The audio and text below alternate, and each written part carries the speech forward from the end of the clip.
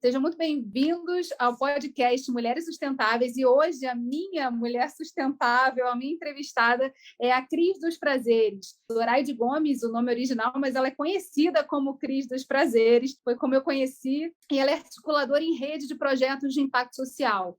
Eu costumo dizer que existem mulheres que são rede, outras são mar. Ela, no caso, é mar, que ela agita todas as redes que ela atua e vai poder falar um pouquinho mais sobre isso na nossa conversa. Ela é orientadora social, ativista na promoção da saúde e da educação há mais de 23 anos e atua principalmente no Morro dos Prazeres, em Santa Teresa. É ativista ambiental, coordenadora do Reciclação, programa de coleta seletiva de resíduos, redução de riscos ambientais e incentivo ao consumo consciente. A gente pode dizer que, a partir da atuação dela, reciclação, de mobilização social, que ela promoveu já lá, ela conseguiu mudar, inclusive, o meio ambiente, né? A forma, o ambiente no Morro dos Prazeres, estimulando que as pessoas se engajassem nessa questão da reciclagem. É agente de promoção de saúde reconhecida pelo Ministério da Saúde, fundadora do Grupo PROA, Prevenção realizada com Organização e Amor, trabalha com desenvolvimento comunitário nas áreas de promoção de saúde, prevenção ADST, empoderamento da juventude e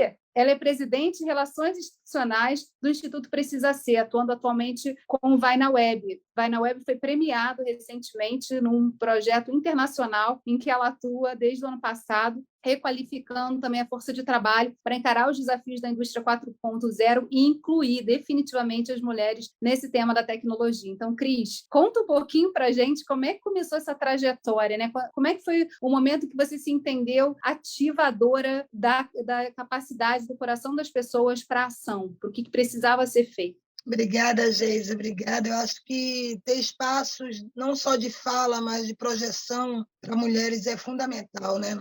Sempre foi, mas eu acho que com a tecnologia a gente ganhou esse território sem fronteira, sem parede, sem teto, né? A tecnologia nos une no momento que o Covid nos separa. Gratidão, parabéns. Minha trajetória começa ainda muito menina, né? Eu nasci na Praia do Janga, município de Paulista, uma cidade de Pernambuco. Vim para o Rio de Janeiro uma menina ainda, mas muito inquieta. Sempre fui muito, muito inquieta. E comecei a observar muito mais as mulheres que já atuavam. Aqui no Morro dos Prazeres, eu vim morar com 13 anos de idade. E eu tinha algumas mulheres de liderança, que tinham trabalhos tão lindos, e eu achava aquelas mulheres as mulheres que eu queria me espelhar, queria seguir, queria ser como elas, né? Sabe aquela coisa assim, que você quer ser quando crescer? Eu queria ser igual a Dona Judite, Dona Raimunda, Dona Maria José, sabe? Essas mulheres que inspiram, elas nem sabem que inspiram tanto. E logo no meio da minha adolescência, eu comecei a me inquietar muito mais, e aí comecei também a ser muito taxada, porque eu era muito jovem, eu não queria ter filho, eu queria ser uma daquelas mulheres que cuidava dos outros, que ajudava, né? Uma que tinha creche, a outra que fazia um trabalho missionário na escola, outra fazia um trabalho missionário na igreja, a outra tinha um projetinho lá que era só ela e a família. E eu era muito criticada, porque eu não queria ter filhos e tal. Eu só tinha 14 anos, foi. Eu queria ser uma revolucionária, não queria ter filhos. E aí eu já gostava de cuidar das filhas das minhas amigas, eu não gostava muito de estar no meio de muitas pessoas, de curtir muitas coisas. Apesar de ser adolescente, eu era uma adolescente muito solitária, né? Por isso que eu digo que um dos lugares mais perigosos para uma mulher é a solidão, é o vazio, né? Eu senti essa solidão muito cedo.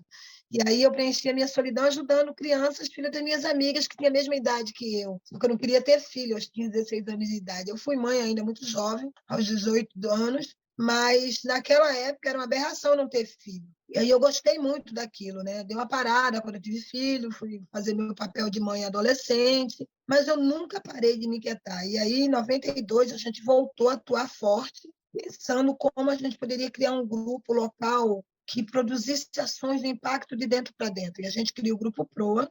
Só a ideia e as ações, as conexões, começou lá em 92. Eu sempre muito inquieta, muito ouvindo a sociedade da elite dizer que a favela é o lugar da doença, da violência, né, do descaso, as mazelas sociais estão constituídas ali. Eu ficava pensando, o quê, meu bem? Tu está enganado, isso aqui é potência pura, meu bem. Eu comecei a falar muito, comecei a ir em muito seminário, eu queria estar em todos os lugares onde tinha muita informação. Eu lembro que nossa, a UERJ foi minha primeira casa de seminário. Tem um seminário na UERJ, eu me inscrevi, eu queria estar lá, né? Às vezes eu não tinha dinheiro de passagem, descia por aqui para o Rio Comprido, Tijuca, ia andando, sabe? Eu tinha muita sede de conhecimento, porque eu fui uma menina que não tive muita oportunidade de estudar. Até hoje eu tenho muita dificuldade de me concentrar para estudar. Sofri muitos traumas na minha infância, mas eu comecei a expandir na minha mente que eu poderia aprender de outras formas. E aprender também para compartilhar o conhecimento, porque tudo que chegava para mim parecia que era muito distante da minha realidade. Quando a gente cria o Grupo Pro, a gente cria com essa essência, assim. Eu, Janice, Ana Paula, comunitários, 5, 6, 10 gerações nos prazeres. Eu dizia, eu não sou cria, mas eu vou me aliar os que são locais, os que estão aqui há mais de 5, 10 gerações. E foi incrível, a gente cria o Grupo PROA, que significa Prevenção Realizada com Organização e Amor, com o intuito de fazer uma transição dessa... Como é que é essa informação técnica que não adentra o território, que não atua diretamente na compreensão dessas pessoas que são leigas nos assuntos acadêmicos, né? E eu começo pela saúde, porque lá, naquela época, a pandemia de HIV estava explodindo. Então, assim, e o discurso não adentrava a mente das pessoas, não adentrava a casa das pessoas. Não adianta dizer que a favela é mazela se a pouca elite que tem domínio, né, desse saber absoluto, ele não consegue falar para que esse grande público da pobreza consiga entender. E aí era a briga mesmo. Naquele momento eu sentia, como eu sinto até hoje, uma força gigante dentro de mim, uma energia gigante que dizia, cara, tem que gritar para essas pessoas, fala, algo que eu possa entender. E aí, quando a gente faz o primeiro aporte dentro da unidade de saúde, dizendo que era o nosso desejo, a doutora Luísa, na época, uma pediatra super amiga, querida, que era diretora, ela falou, nossa, mas que ideia magnífica, o que você precisa para elaborar e executar? Eu falei, eu preciso de insumos, eu preciso de material educativo, eu preciso de preservativos, eu quero abrir dentro do Morro dos Prazeres, o primeiro núcleo de prevenção com distribuição de preservativos, mas onde o preservativo é só um elo de atração, para que as pessoas venham para o diálogo. Ela falou, só isso? Eu falei, não, eu preciso que você me permita humanizar os seus profissionais de saúde dentro da sua unidade. E parece que as pessoas aqui não estão lidando com seres humanos, parece que elas não são seres humanos. Ela ficou assustada. Eu falei, não, doutora, eu não estou dizendo que está nem certo nem errado, eu estou dizendo que uma pessoa que chega aqui com dor, pedindo ajuda, ela precisa ser acolhida com amor. Por isso que a prevenção organizada com organização e amor. A gente pode até não ter muita organização, tá? Mas a gente tem muita prevenção. Ela, nossa, mas você... Por que conversar mais com você? Eu falei, Janice, ó, peguei aí.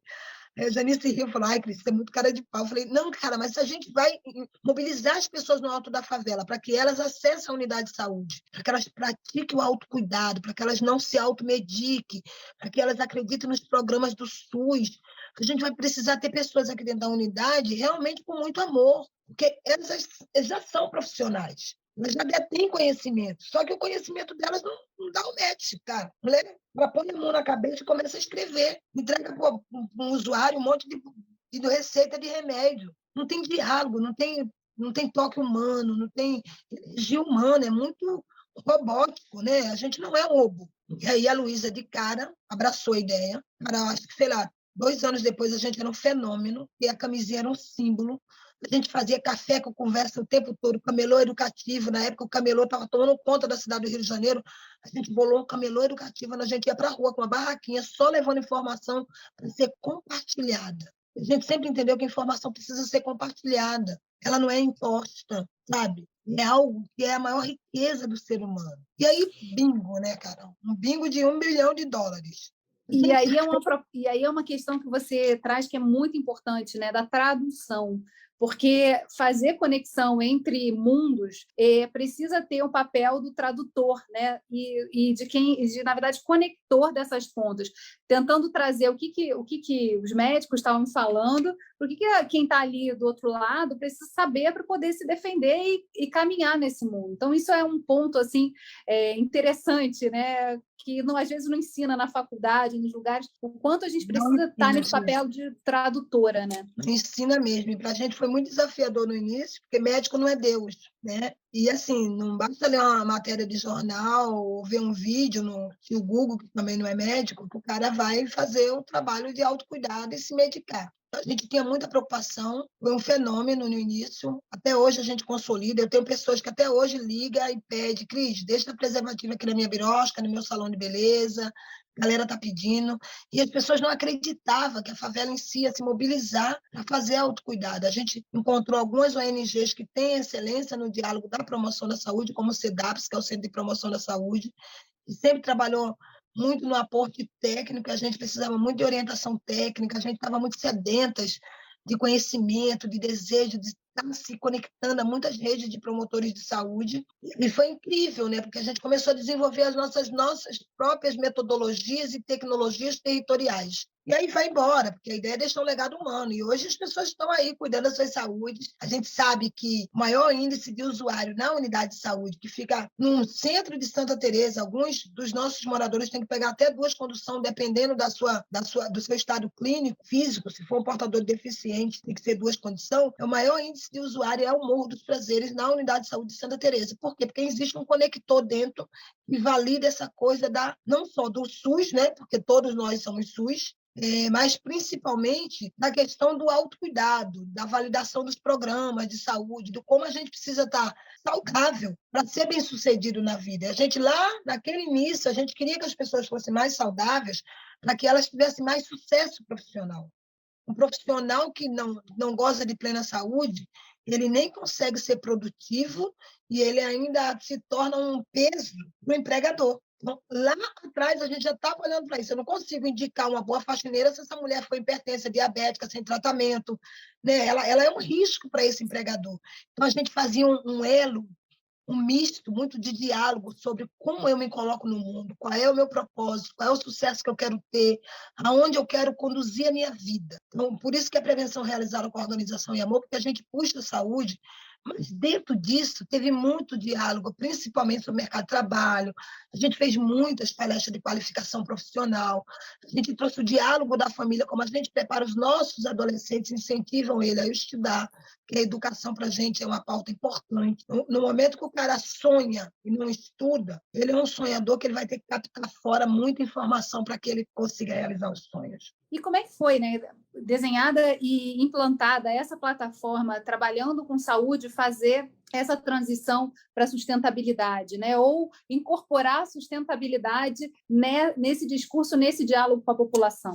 Então, quando a gente sentiu que a gente tinha validado a primeira plataforma, que é o autocuidado, a promoção da saúde, a validação dos tratamentos e de ter uma orientação médica para combater a automedicação, a gente começou a perceber que trabalhar com prevenção de HIV era trabalhar com promoção de saúde, porque as pessoas vinham para a gente não só com as suas demandas de saúde, mas principalmente com as suas demandas de qualificação, de empregabilidade, de fazer um currículo, de fazer um curso. Aí eu falei, opa, está melhorando, né?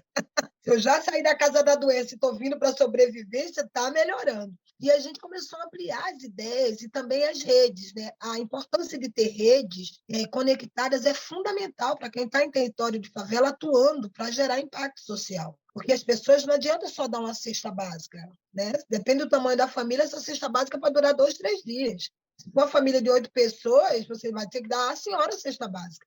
A gente ficava pensando como não cair na mazela de ser assistencialista, como pensar hoje, amanhã e daqui a um dia, qual é o legado humano que a gente está entregando de informação para essas pessoas.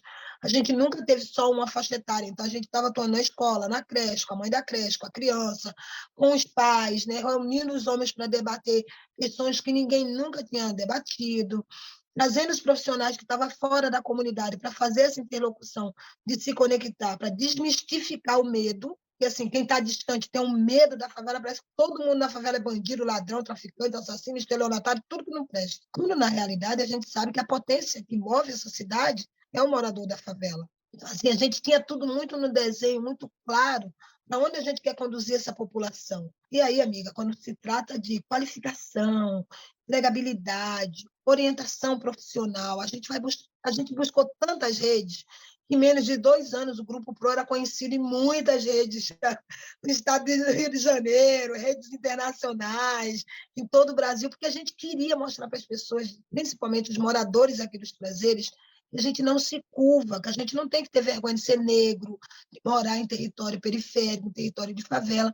E como a gente se destacou muito, outros moradores de outras favelas aqui de Santa Teresa vinham procurar a gente para pedir orientação. E aí potencializava cada vez mais esse lugar de se não só dar visibilidade, mas se materializar como carioca, morador da cidade, amante dessa cidade. Aí a gente começa a brincar um pouco mais com esse misto de que eu me orgulho de morar no Rio de Janeiro.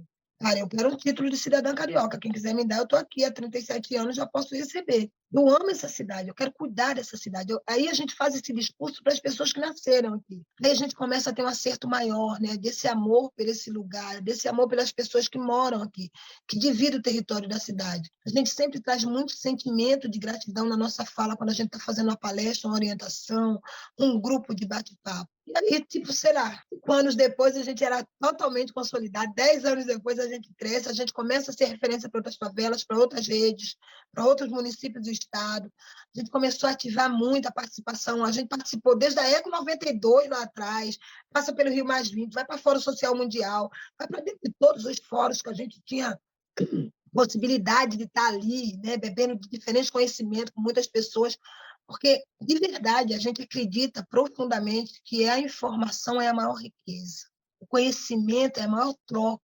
Né? E se a gente troca com excelência, com amor, com respeito, a gente tem condição de mudar a si mesmo e de provocar mudança no outro. E aí, quando a gente chega lá em 2010, né, que vem aquela grande tragédia, aí a gente inclina para o ambiental. Como a gente já tinha todo um histórico, foi muito mais fácil. Porque não foi a tragédia que consolida o olhar da implantação de uma plataforma de tecnologia ambiental, mas era tudo que a gente já tinha construído com muito respeito, com muito amor, acreditando na conexão humana. Não é o morador da favela nem o morador do asfalto, mas é a excelência do que a gente tem em conectar os humanos. A gente é humano e a gente pode cada vez mais transformar e criar coisas incríveis partindo da conexão. E aí é muito interessante, né? Porque quando a gente cria conexão, quando a gente cria conexão com amor, né? E aí o amor aqui está na base de tudo do Grupo Proa, você começa a mudar o ambiente. O Edson Freitas, que é um amigo comum nosso, né? Da Associação de Recicladores, ele sempre falava assim, amiga, eu comecei querendo mudar o meu ambiente, quando eu vi, eu estava ajudando aí essa mudança no meio ambiente. E é uma fala muito sábia, porque, na verdade, assim, é a atuação no pequeno, no microcosmo, no território, onde a gente está que faz com que a gente consiga projetar essa mudança no mundo. Então, eu queria que você falasse um pouquinho, Cris, como é que foi esse processo de tocar o coração, né? E mostrar que cada um que estava na comunidade tinha um papel de transformação e podia fazer isso a partir da transformação do que era resíduo, do que era lixo, do que estava ali incomodando, para algo que pode gerar renda, que pode ser um ponto positivo também de transformação. Então, como a gente já tinha consolidado uma plataforma de promoção de saúde, tinha algumas pegadas, né, na área ambiental, não tão forte, não tão intenso, e a gente criou lá antes do Reciclação a primeira brigada de combate ao Aedes aegypti. A gente tinha durante o ano inteiro alguns mutirões de combate a ver a dengue, ver a zika, ver a chikungunya, a gente está ali combatendo a Aedes. Então, a gente já era pioneiro, né, nessa área. A gente já tinha feito alguns mutirões e tal, e a gente tinha uma preocupação especial com algumas encostas, né, que estava lá cotada para receber a obra de contenção, enquanto a obra não chegava, a população tacava lixo. E aí, quando vem 2010, que tem o temporal e desabamento, né, aquela tragédia horrível, em 2011 a gente já estava ali tentando juntar os caquinhos do coração, né, amenizar a dor da perda, porque foi realmente um abalo muito, muito grande, né, para toda a equipe. A gente foi praticamente a equipe que atuou no resgate, que atuou no acolhimento da população que tinha perdido suas casas, né, que fez a distribuição de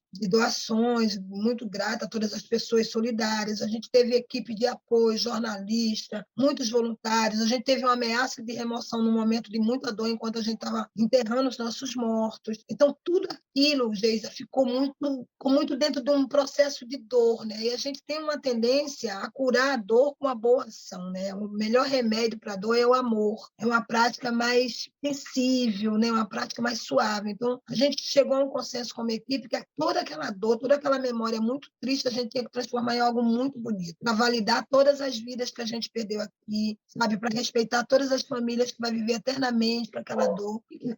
Aquele episódio não poderia se repetir. E aí, logo em 2011, a gente fez um grande mutirão que se chamou Acredite e Faça Acontecer. Foi pensado e elaborado pelo Charles Siqueira, que é um grande ativista aqui dos prazeres.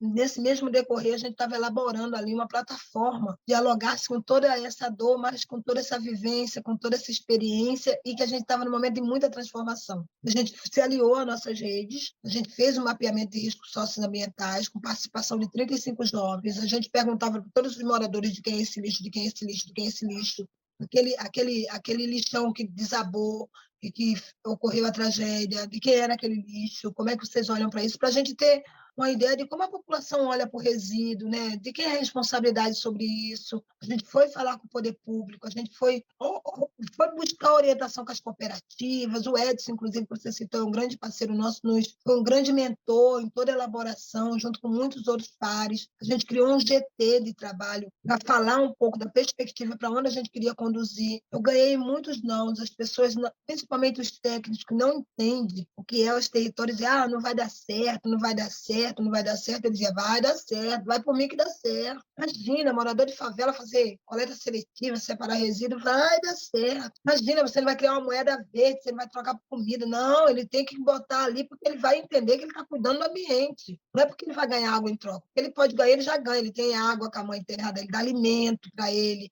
Sabe, a Mãe Terra é muito generosa, ela alimenta todas as mães, então o meu argumento é outro, eu não vou dar nada, porque o dia que a gente não der, o cara vai jogar em qualquer lugar. Se eu conseguir transformar ele internamente aqui, ele vai transformar tudo, toda a trajetória dele no mundo. Quando ele estiver na praia, ele vai estar preocupado em deixar o resíduo dele. Quando ele estiver no trabalho, ele vai economizar mais água, mais energia, ele vai usar menos copos descartáveis. Eu sou muito megalomaníaca, então eu não penso só nesse agora, eu penso hoje, amanhã e daqui um dia. E aí foi incrível, porque a gente abre o projeto com 4 ecobags, e a gente já estava ali nominando os ecobags, porque a minha geografia não cabe um PEV, aquela coisa bonitinha. Todo técnico acha que tem que botar um PEV coloridinho, cheio de... Não, bota um saco pendurado, um ecobag gigante, diz pro cara, tá vendo? A partir de hoje, esse ecobag é tempo que tem um morador que dá um exemplo de limpeza na comunidade. O que tem que entrar aí é material reciclado, que é o plástico, que é o papelão, que é o tetra... Aí dá aquela aula de 2 segundos, faz um pitch para ele 2 segundos, e ele se sente o cara mais importante do mundo, porque eu já disse que ele é o exemplo de uma população de 8 mil pessoas. Aí, bingo de novo, né? Mas, em contrapartida, a gente entendeu que onde tem comida, tem ser humano. Se a comida for de graça, ele convida outros. A gente começou a fazer muitos cafés, muitos chá da tarde, muito café no ponto do ônibus, amiga.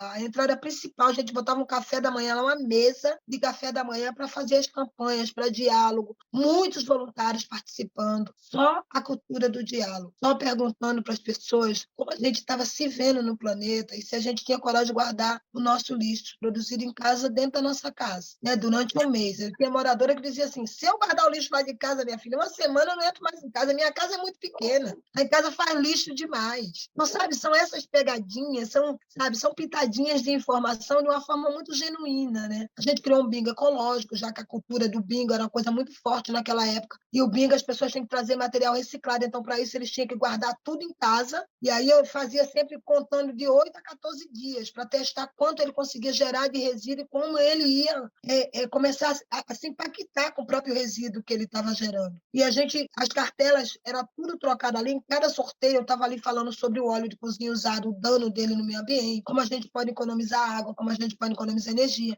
como a gente pode ter cultura de consumo consciente, né? Trazia sempre painéis assim, em outros países, por exemplo, a caixa de Tetra Pak não se usa mais, em outros países, como a gente quer evoluir, um país emergente, como a gente pode produzir uma favela mais limpa. A favela é a casa de todo mundo, já que é uma montanha cheia de casinha. Por que as pessoas não se envergonham em produzir tanto? Então, a gente fazia quase uma lavagem cerebral.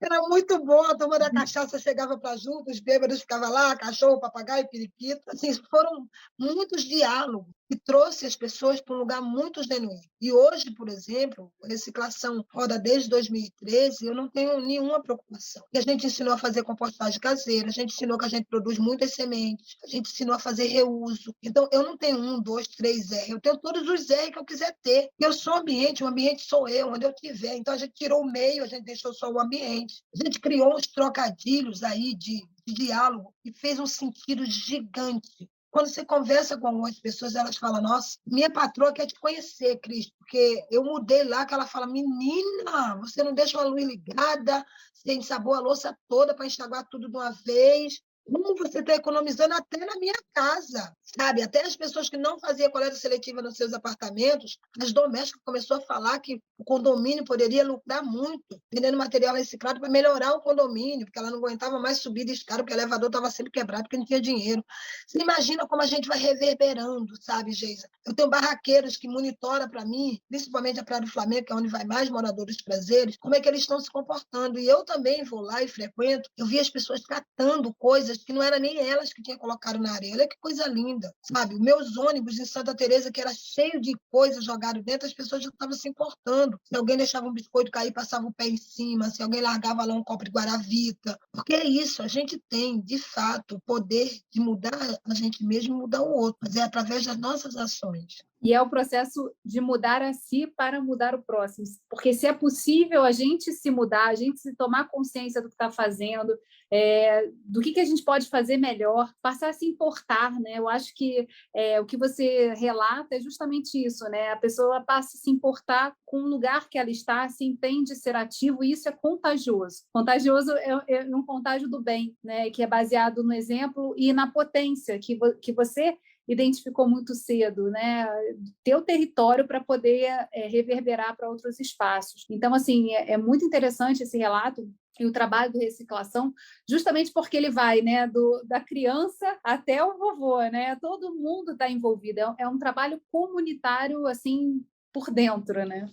A gente sempre pensou, onde tem ser humano, tem lixo. E não importa a idade desse ser humano, porque ele consome, ele precisa consumir para viver, né? A gente, na realidade, parece que nasceu para consumir, para viver e vive para consumir. Onde a gente está produzindo resíduo. E a gente, quando começou a fazer algumas caminhadas ecológicas aqui no Parque Nacional da Tijuca, tem algumas nascentes de rio, né? A gente sempre levava grupinhos para fazer o bate-papo na caminhada, a gente começou a perceber que a galera não está entendendo nada. Né? Que parecia que era um lugar muito distante. Quando a gente estava ali, do lado da quadra, onde a galera estava jogando futebol, aí os birós ficam tudo aberto, a gente botava aquele monte de resíduo para separar o que era reciclado, assim, a céu aberto, que era para provocar o outro uma reflexão. Não é tudo arrumadinho, nunca. Não, deixa o cara ver. Menina, quanta garrafa, ele dizia, nossa, isso tudo saiu dessas casinhas aí, você acredita? A gente tirou tudo das encostas. O mutirão, a gente abria todos os sacos para mostrar todos os resíduos. Assim, de onde saiu esse micro-ondas, essa máquina de lavar, o que estava na encosta, e que embaixo dessa árvore, que era um flamboyant, tem tanta garrafa, tanto saco plástico lá de supermercado. Aqui tem algum mercado? Essa árvore produz. Então, assim, eu acho que o trabalho ambiental, quando você quer alcançar esse nível de consciência coletiva, você tem que desmistificar esse lugar mais acadêmico, mais formal. E eu sempre me aproveitei dos momentos. E às vezes eu estava no meio de um mutirão, a gente estava fazendo plantio de muda de semente, que a gente germinou, não sei o quê. E eu olhava e dizia, tá vendo aquilo ali? Aquilo ali não era para estar ali, gente. Aí eu perguntava para as crianças, o que vocês acham desse fogão ali? Foi a árvore aqui que gerou esse fogão que fez ele cair nessa encosta. Eu disse, não, tia, esse fogão foi da dona fulana. Falei, gente, mas essa árvore deve estar muito triste com esse fogão aqui. Esse fogão não é dela. O que é dela são as folhas, são as flores. E, assim, tinha várias dicas assim. Aí as crianças começaram a vigiar mais esse processo de dizer, não, isso tem que ir para caçamba, lá embaixo da colube.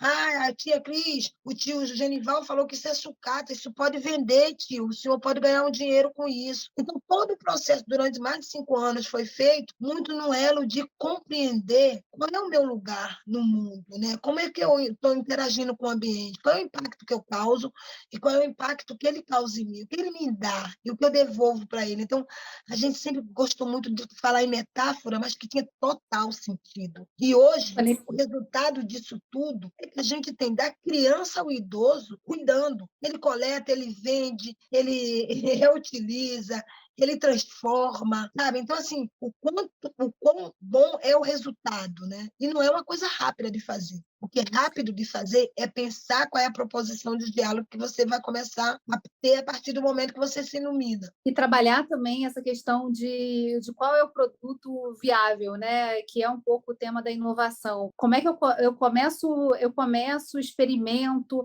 olho, vejo se o que eu falei entrou no ouvido e fez a pessoa pensar.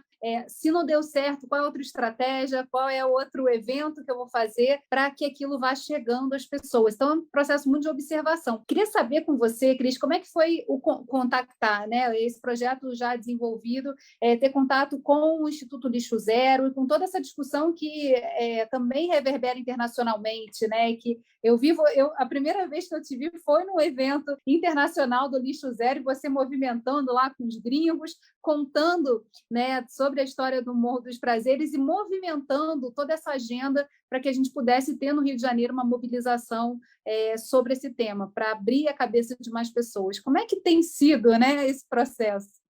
Nossa, o Lixo Zero ele chega para mim que antes de se transformar no Instituto Lixo Zero Brasil, né? Porque, primeiro, eu sou muito fã do Rodrigo Sabatini, eu acho que ele é um grande gênio, me inspiro muito nele. Se conheceu pessoalmente aqui no Morro dos Prazeres, acho que na Rio+20. E aí foi incrível, já foi logo de cara, a gente já tinha se encontrado em outros mega eventos. E quando o Sabatini apresenta o Lixo Zero, eu fiquei assim, cara, isso tem muito a ver com a energia do que é a reciclação. Isso tem tudo a ver com o que a gente pensa aqui como plataforma de educação ambiental.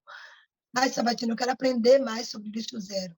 E ele falou, você está me ensinando, eu tinha acabado de ganhar uma certificação internacional, a gente já tinha sido reconhecida como uma das melhores tecnologias socioambientais do Brasil.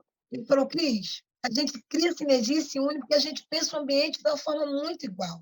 A gente tem um comprometimento humano de cuidar desse ambiente para que a gente permaneça mais tempo aqui, para que outras gerações tenham acesso às coisas que a gente tem hoje. E aí eu lembro que a gente teve muitos eventos. Eu amo ser lixo zero, completamente lixo zero. Eu acho que é uma filosofia, assim como algumas outras milenares, eu acho que já em outros momentos da existência humana já teve alguém que pensou lixo zero, já praticou lixo zero aí para um milênio de ano, e agora a gente pega para esse milênio que a gente está vivendo agora, porque é incrível como tem sentido quando as pessoas entendem o conceito lixo zero. E aí a gente vai para o mundo, né, amiga? A gente vai para o mundo, porque coisa boa precisa ser compartilhada com o mundo. A gente vai não só levar para dentro de todos esses mundos paralelos que são os territórios de favela, e a galera aqui já sabe que lixo zero não é uma utopia, que é um conceito real, que a gente pode praticar todos os dias, porque é reflexão pura, é repensar, né, o que sou eu no mundo, como eu me comporto diante do ambiente, o que eu consumo, de que forma eu consumo. Então, assim, é um grande misto de tudo que eu acredito real, assim. E quando você fala os gringos, a gente está sempre muito cercada, né? Porque, assim, quando eu fui para o Congresso Internacional, né, Cidade Lixo Zero em Brasília, eu acho que foi um dos primeiros lugares que eu tive uma mega conexão com muitas pessoas do Brasil, assim, muitas pessoas de vários municípios do Brasil, do mundo estava lá. Então, foi um grande workshop, assim, de aprendizado e também de ensinar pessoas com muita simplicidade, que eu acho que o simples, ele se torna incrível quando a gente tem amor, quando a gente acredita também no poder do outro, de ensinar e no seu poder de aprender, e vice-versa. Então, assim, para mim, o conceito Lixo Zero e toda a equipe que trabalha dentro, todo mundo que abraça, são pessoas que realmente vão revolucionar esse lugar de cuidar do ambiente. Cris, como é que foi a pandemia para você, né? Como é que foi encarar esse momento em que toda essa ação que você descreve é de ir para a rua, é de movimentar a galera, é de tocar no coração e de ter assim, aglomeração, digamos assim. Como é que foi esse momento pandêmico de restrição, de movimentação? Como é que você começou também a ativar outras frentes aí, outras redes também virtuais nesse processo? Amiga, que aqui é essa pandemia aí. O negócio vai embora nunca, Senhor. Eu acho que quando a pandemia chega foi um grande choque, né, para o mundo, né? Parar, ficar em casa. E que para a gente aqui foi uma descoberta, e que para a gente aqui foi uma descoberta, né? Porque eu sempre gostei de inovação, de criar novas metodologias, pensar novas tecnologias, mas eu nunca imaginei estar trancada em casa fazendo isso, né? Eu sempre fui de rua, eu adoro evento, adoro pessoas, adoro abraçar. Cara, e quando a pandemia chegou foi um choque muito grande. A primeira preocupação nossa, como coletivo de ativista, né, que está em várias plataformas diferentes de atuação, era acolher as pessoas com amor, né, cuidar um pouco do emocional, principalmente, pensando que quando as pessoas nas mídias estão dizendo fica em casa, eu ficava pensando, que casa, né? Será que essas pessoas sabem que muitas vezes essa casa mora 5, 6 pessoas e ela tem só 2 cômodos? Que casa, né? Quando você não tem uma varanda, não tem um quintal para ir lá respirar, que casa, né? Que o beco e a viela se dividem entre paredes e que teu vizinho sabe até quando você está fritando um ovo na tua casa, que é tudo tão próximo, é um barraco grudado um em cima do outro. Cara, eu fiquei perguntando assim, que casa, né? Fica em casa, que casa, que casa, que casa. Eu sabia que não tinha casa para. E aí o nosso coletivo começou a pensar como apoiar emocionalmente, comida, como é que é alimentar, né? E agora? Você estava falando do que casa é essa, né? Fica em casa, que casa, como é que é esse processo? Como você ficou olhando no entorno, falando como é que a gente vai fazer aqui, e é uma decisão coletiva, né? E aí a gente decidiu que a gente ia para o enfrentamento do Covid, a gente se organizou para ajudar as pessoas a acolher, né, emocionalmente, se conectar com muitas redes que estavam fazendo esse trabalho. A gente teve União Rio, Rio contra o Corona, apoiando a gente, que durante muito tempo a gente cadastrou prazeres, e outras redes também, a entrega de cesta básica, para orientação, mentorias, enfim, né, fomos procurar quem estava inovando naquele momento. E aí as coisas começaram a se acalmar um pouco, né? Acho que os primeiros 2, 3 meses foi um desespero, porque um monte de criança em casa, mãe que não tinha mais perspectiva de trabalho, foi bem difícil, assim, os primeiros 6 meses foi crítico. E aí a gente resolveu que não é 40 dias, né? Não é quarentena. 40 dias Jesus ficou no deserto, a gente não sabe nem quando que a gente vai sair dessa pandemia. Foi muito bom, porque a gente também sentiu uma rede solidária que já existia, mas que se fortaleceu e se consolidou nesse momento, né? É um momento muito difícil para essa população, que já era, eu acho que já era delicado ter uma perspectiva, né, de sustentabilidade, e diante do fechamento de uma cidade, de um país, né, de um planeta que está sendo sacudido por um vírus, foi muito, muito delicado. Mas depois as pessoas já começam a meio que acostumar, né? O ser humano acostuma muito rápido, né? A entender que não ia passar tão rápido, e a gente continuou atuando. Mas uma das coisas que a gente descobriu durante esse processo da pandemia é que as pessoas que antes tinham uma certa rejeição ao uso da tecnologia começou a olhar para a tecnologia com outro olhar, né? E como a gente aqui já atua com tecnologia pelo Vai na Web e com alguns pontos muito importantes, né, de conectar, e aí eu crio logo um jargão que diz: se a pandemia, se o Covid nos distancia, a tecnologia nos une, né? Então, vamos embora, vamos utilizar as redes sociais, vamos utilizar melhor tudo que está ofertado aí, vamos selecionar com quem a gente está se conectando, vamos aproveitar esse momento de ficar em casa e vamos estudar, vamos se interessar por alguma coisa que realmente vai ocupar seu tempo, a sua mente, para você não sucumbir na depressão. E a gente foi orientando, principalmente pela Casa da Saúde, que é o lugar mais difícil, né, diante da pandemia, acolhendo muito mais. A minha unidade de saúde sempre muito parceira. Eu falo com a minha diretora 24 horas por dia, se necessário for, com toda a sua equipe. Foi um momento mais crítico, a gente teve muitos óbitos em domicílio, pessoas passando mal, mas a equipe do Escritório de Saúde da Família sempre presente. E aí a gente começou a descobrir, Geisa, que dava mesmo diante da tragédia da pandemia, a desenvolver algumas ações importantes de reconexão, né? De aproveitar esse tempo do fica em casa para ver quais são os pontos. Então, tem os grupos que estavam ajudando as crianças, a gente criou aqui pela Janice Educação na Quarentena, que está rodando até hoje, porque as crianças têm um déficit aí, já tinha esse déficit, só se multiplicou, na entrega das apostilas, entrega de lanche, a cesta básica não vem lanche para a criança, a gente criou a Educação na Quarentena para que ela tenha um lanche, que na escola ela tinha muito mais, né? Suavizar um pouco essa dor, né? Da perda do espaço da escola, que foi muito difícil para a criança e para os adolescentes, porque a escola é um lugar de proteção, é um lugar de aprendizado. A gente começou a enxergar possibilidades de atuar internamente de uma forma sutil, de uma forma carinhosa, sabe? De uma forma de acolher, mas acolher olhando para todas as ferramentas importantes que a gente deveria usar. E aí, vamos e aí você, e aí você que já era a super mega power ativista na saúde, na educação, na sustentabilidade que sempre trouxe esse perigo, né, do que é a gente fomentar o desequilíbrio ambiental, o que é quais são as consequências que isso pode gerar, né? Todos os gurus estavam já há muito tempo preconizando que a gente teria, que a pandemia é um pouco reflexo desse mau uso, né? Dessa forma desgovernada com que a gente toma decisões de usar e se relacionar com a natureza. Aí você vai para o campo da tecnologia e do empoderamento feminino. Como já não bastasse tanta rede, o cruzamento de todas essas redes faz você mergulhar no Vai na Web, trazer o Vai na Web, trazer mais mulheres jovens para tocar a tecnologia e poder se transformar a partir dela.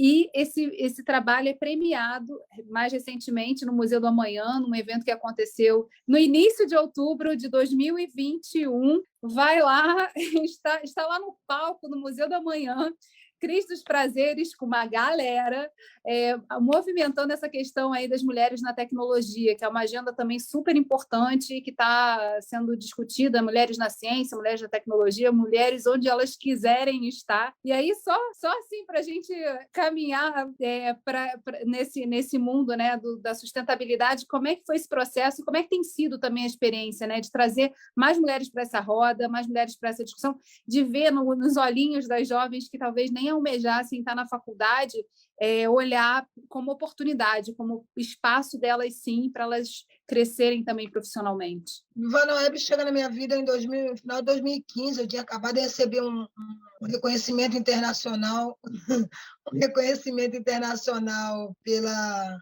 EPA, né, que é a Agência Americana de Desenvolvimento Ambiental para o Mundo, e aí a Aline Frois, que é uma mulher de negócio de tecnologia, ela tem uma empresa chamada First, que se escreve STI, First. Ela me convida, né, a pensar uma plataforma de tecnologia, mas de tecnologia de linguagem de tecnologia que ensina programação para jovens moradores de área periférica, de favela, né? Ela tem como meta qualificar jovens da classe C, D e E. E aí, quando ela começa a falar de um universo que eu nunca tinha imaginado que existe, que é o mundo da tecnologia, todas as áreas profissionais da tecnologia, o que é um back-end, um front-end, um arquiteto digital, um Scrum Master, Product-end, QA, testador. Eu nem imaginava que essas pessoas existem, né? Que existe essa área de colaboração no mercado, e falando muito do crescimento da tecnologia, né? Pensando em tecnologia daqui a 30 anos, a tecnologia vai crescer, vai ter muito espaço. Hoje a gente já tem um déficit muito grande de vagas ociosas, porque não tem mão de obra formada. Eu falei, sério que a gente vai ensinar esses meninos, eles vão arrumar emprego? Estou dentro. Se vai empregar a galera da comunidade, estou dentro. E aí a gente elaborou de 2015 até 2016 o programa Vai na Web, e a gente lançou ele em 2017 no presencial, com 2 polos, Complexo de Alemão e depois Morro dos Prazeres. E com 6 meses a gente avaliou e falou, eu falei, nossa, é incrível, isso dá muito certo. Realmente, esses caras são nativos digitais, realmente eles aprendem a programar de verdade, e a gente, de fato, vai derrubar um muro importante, aí, construir pontes para dentro dessas empresas. Foi incrível, porque um ano o Vai na Web já tinha consolidado, feito a transição importante de um projeto piloto de impacto social na área de tecnologia para um programa de tecnologia avançada. E aí a gente começou a se melhorar, né? Então, hoje a gente tem consolidado uma escola de tecnologia que roda 100% online, porque com a chegada da pandemia a gente fez a transição do presencial para online. A gente opera hoje em mais de 100 territórios aqui no estado do Rio, e mais de 20 territórios a nível nacional. A gente não tem fronteira, porque a tecnologia nos une de verdade. E a nossa meta é sempre trazer equidade de gênero para dentro das empresas, né? A gente tem algumas empresas parceiras, a gente tem um grupo de voluntários, gratidão a todos os voluntários que trabalham com a gente. A gente tem uma equipe muito jovem, a gente optou em escalar o Vai na Web de jovem para jovem. Então, os nossos instrutores, toda a nossa equipe da escola são jovens oriundos da própria escola, né? Eles têm diferentes talentos e a gente aproveita os diferentes talentos aqui. Eles continuam estudando tecnologia com a gente. E a gente tem, hoje, um Vai na Web que se divide em 2 ações muito importantes. A gente qualifica eles, e aqui dentro eles podem praticar tudo que eles aprenderam de verdade, com projetos reais. A gente tem um estúdio Vai na Web. Vai na Web é a escola e o estúdio é a ponte, o finalzinho da ponte que leva ele para dentro das empresas. Então, no estúdio, ele trabalha com projetos reais, ele presta serviço para grandes empresas. A gente tem empresas enormes aqui trabalhando com a gente, né? A gente pega sempre os backlogs de baixa e média complexidade. Os nossos meninos aqui formados, eles vão trabalhar direto com projetos reais. Então, assim, se ele sai do estúdio e vai na web, ele pode realmente já ter uma experiência muito consolidada do que é o mercado da tecnologia. Ele sai seguro, a gente tem a oportunidade aqui de ensinar tecnologia segunda, quarta e sexta, terça-feira é inglês, quinta é desenvolvimento de habilidades humanas e socioemocionais, e a gente também tem muitas conexões. Então, assim, esse prêmio é um prêmio que chega para a gente consolidando não só toda a nossa entrega, né, de comprometimento e de validação do que é essa nova geração que está aí, uma geração de nativos digitais, que estão sedentas, estão em busca de conhecimento, e a gente está aqui para compartilhar todo o conhecimento. E o melhor aqui, que o conhecimento é compartilhado de jovem para jovem. Então, dá muito certo, porque eles falam a mesma linguagem, eles estão vivendo as mesmas experiências de vida, os mesmos desafios familiares, desafios na sociedade, desafio para sonhar e concretizar e realizar seus sonhos. Então, assim, quando a gente está falando das mulheres de tecnologia no Vai na Web, a gente encontrou ali um lugar de empoderamento muito forte. Uma mulher programadora, ela não precisa sair de casa para trabalhar, ela pode trabalhar no home office, ela pode cuidar dos filhos, ela pode cuidar da casa. A gente ensina desde gestão de tempo até como fazer um bom planejamento financeiro de vida, como fazer planejamento de estudo. A gente traz um conceito de compartilhar informações que, de fato, faz muito sentido na transformação, não só da nossa vida, mas na vida de todos os jovens que comungam aqui do Vai na Web. E esse prêmio do Humanitec, ele chega para a gente num lugar de muita honra, né? Porque a gente concorreu ano passado no Prêmio Globo, a gente ficou em 5º lugar em equidade de gênero, e foi incrível, a primeira vez que a gente estava concorrendo a nível Globo. E agora, a primeira vez que o Humanitec faz uma premiação BR, a gente estava concorrendo em 2 categorias, Jovem Inspirante, pela Yasmin Miranda, que é uma menina prodígio, uma programadora incrível, que espelha para muitas outras jovens o que é o universo da programação das mulheres. E aí a gente também concorreu em Maior Impacto, e a gente levou o prêmio no Maior Impacto. E para toda a equipe, para todos os nossos estudantes, foi muito bom, né? Porque a gente tem um compromisso social e político muito importante de criar realmente as pontes para que esses jovens adentrem a todas as empresas de tecnologia que eles desejarem estar e que os desejem. Então, principalmente as mulheres. A gente tem um grupo de mulheres aqui incrível, a gente já é maioria no nosso ecossistema, a gente tem um ecossistema com 5 marcas, todas muito inspiradas no Vai na Web, né? A gente está dentro de um grande grupo de profissionais de tecnologia, sênior, profissionais consolidados no mercado, que vivencia muito a sua própria vida e experiência profissional aqui com a nossa juventude. Então, o Vai na Web acaba se consolidando como uma plataforma gigante, né, de construção muito sólida dessa ponte que eleva esse jovem até o mercado da tecnologia. E principalmente as mulheres, porque eu não posso estar falando muito das mulheres, mas eu sou muito feminista, acredito muito no poder de contaminar as mulheres da melhor forma positiva, né? Essa coisa da cultura de afeto, de afetar o outro, e a outra numa energia muito de realizar a si mesma. Então, eu me realizo todos os dias aqui. Eu sei que muitas dessas meninas têm crescido e se realizado, e a gente precisa encontrar novas inspirações, né? Então, aqui a gente está sempre buscando talentos que inspirem talentos. E quando isso acontece de jovem para jovem, de mulher para mulher, de adolescente para adolescente, isso se consolida de uma forma muito mais ampla. Então, a gente está muito feliz com esse prêmio. É um prêmio que significa muito para a gente. A gente está no Conselho Humanitec Brasil, eu e a Aline. Eu sou vice-presidente do Instituto Precisa Ser, a Aline é a presidente. O Instituto é um instituto de tecnologia que compartilha a tecnologia como uma rede de projeto incrível, dignos de muitos prêmios. E o Vai na Web é o único projeto do Instituto, criado pelo Instituto, elaborado, desenvolvido pelo Instituto. Então, acho que eu tenho muito orgulho de ser parte do Vai na Web, porque eu acredito muito na juventude, principalmente na potência das mulheres. Então, esse prêmio é para elas, principalmente, já que é o prêmio Humanitec. Cris, o céu não é o limite para você, e é muito claro isso, e é muito interessante poder estar aqui ouvindo sobre a sua trajetória, conhecendo um pouco mais sobre essa plataforma que você vai criando a partir da motivação e do olhar sempre pelo amor. para o amor. A gente sempre termina o Mulheres Sustentáveis perguntando sobre essa questão da conexão com a religiosidade, na verdade, com a espiritualidade. Você que é esse motor, né? Com certeza tem um momento que o não bate de um jeito, né, a te desafiar a virar esse jogo. Mas eu queria saber assim, onde você busca essas energias para poder se conectar também, né? E para se reconectar com o propósito quando as coisas parecem um pouco mais difíceis ou desafiadoras. Como é que você navega nesse mar? Acho que é a prática da gratidão, né? Acho que a minha cabeça sempre o pensamento que vem assim, você já existe, né? Já é muito bom existir, já é muito bom estar aqui. Então, por mais que os momentos sejam desafiadores, eu tenho um mantra dentro da minha cabeça que sempre me diz que desafios são oportunidades. E quanto maior o desafio, maior a oportunidade. E isso, na realidade, quando eu descobri que eu poderia realmente transformar as coisas, foi um achado dentro da minha mente, dentro do meu campo espiritual, da minha energia.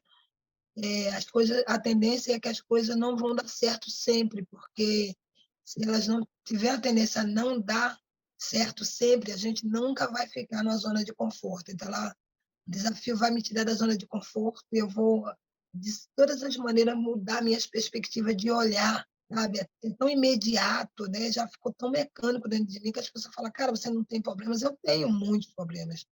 Que bom que eles estão aí, que eles estão me ensinando a resolvê-los todos os dias, muito. E eles vão aparecer mais, eu vou resolver mais, eu vou me preencher de energia, vou acordar cada dia mais cedo, eu vou dormir mais cedo, eu vou fazer minhas meditações, eu vou respirar, eu vou agradecer todos os dias porque eu respiro. Então, assim, quando se trata de espiritualidade, eu acho que é esse encontro do eu, sabe?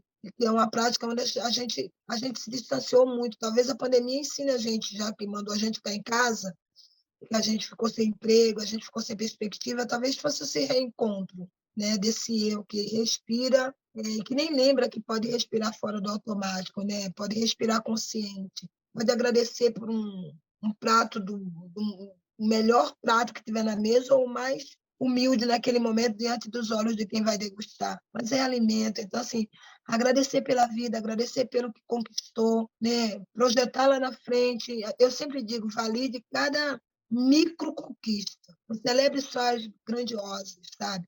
Se mesmo você olha aquilo seja muito pequeno, é uma conquista. Então, celebre ao despertar, abrir os olhos, celebre. Deite para fechar os olhos, depois de um dia, celebre. Então, assim, eu acho que celebrar a gratidão e celebrar a existência é o que me alimenta de energia todos os dias. Celebrar esse encontro é o que me faz muito feliz, de ter começado esse projeto das Mulheres Sustentáveis na pandemia, mas buscando dentro de mim também o que era meu, assim, onde é que eu estava encontrando muita energia e potência para poder continuar, atravessar os desafios, mas principalmente compartilhar a inspiração que eu tenho a partir dos encontros que me são proporcionados quando eu falo de sustentabilidade. Você é um desses encontros que eu quero sempre repetir. Então, muito obrigada, Cris, por você ter aceitado o convite de estar aqui com a gente, de falar para mais mulheres e homens, porque a gente precisa de todos nessa grande roda, a pensar o futuro e a projetar um futuro que seja um futuro muito mais amigável para todos, né? E para as crianças, e que a gente, de fato, realize isso, de deixar para os nossos descendentes, né, algo melhor do que o que a gente encontrou. Há muita potência em todo mundo, mas esse despertar é para poucos, e poucos têm esse poder que você tem de tocar almas. Então, assim, parabéns pela sua trajetória e que você continue aí inspirando muitas e muitos jovens, mulheres, homens, enfim, essa humanidade aí que precisa te conhecer e também resgatar um pouco de si nessas ações. Então, muito obrigada aí pela sua presença. E você que está ouvindo aqui esse nosso podcast, espalha, porque tem muita coisa boa aqui para todo mundo aproveitar. Maravilha, eu que fico grata. Sucesso, que muitos ouvidos e muitas vozes possam refrasear muitas coisas que eu já ouvi nos outros podcasts, que estão incríveis. Convido realmente todas a ouvir, todos. E é um momento de muita união, né? Se a gente quer um futuro, a gente precisa construir ele agora.